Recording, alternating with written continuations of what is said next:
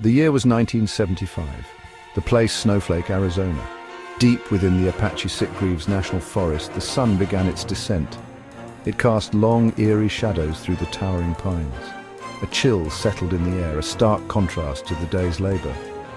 Travis Walton and his fellow loggers were finishing up for the day. They were a hard-working crew, accustomed to the rhythms of nature.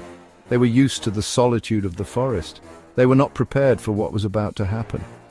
The men piled into their pickup truck. It was a familiar routine, the end to a long day's work.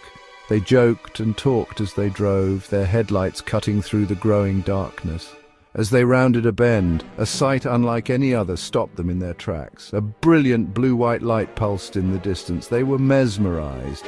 It was as if the forest itself held its breath. The light seemed to emanate from a large metallic disc.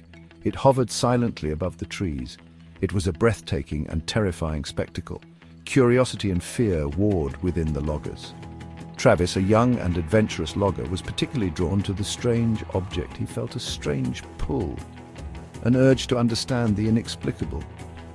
He stepped out of the truck, his eyes fixed on the pulsating light.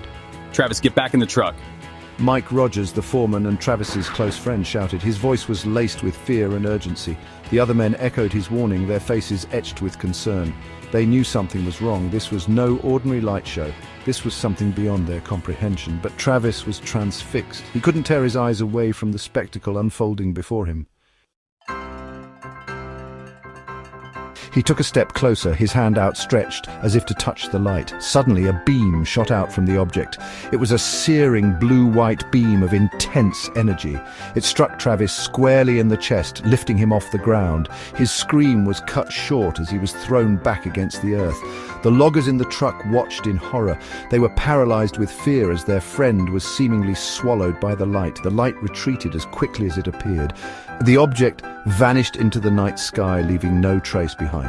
Travis was gone. The forest was silent, the air thick with the smell of ozone. The men were left in shock. They were in disbelief. They had just witnessed something that defied explanation. They had just lost their friend in the most unimaginable way. We gotta get out of here. Mike was the first to break the silence. He yelled, his voice raw with terror. He slammed the truck into gear and sped away from the scene. Adrenaline surged through their veins as they raced down the dark forest roads. The image of the blinding light and Travis's disappearance was seared into their minds. They argued, their voices filled with fear and confusion. What had they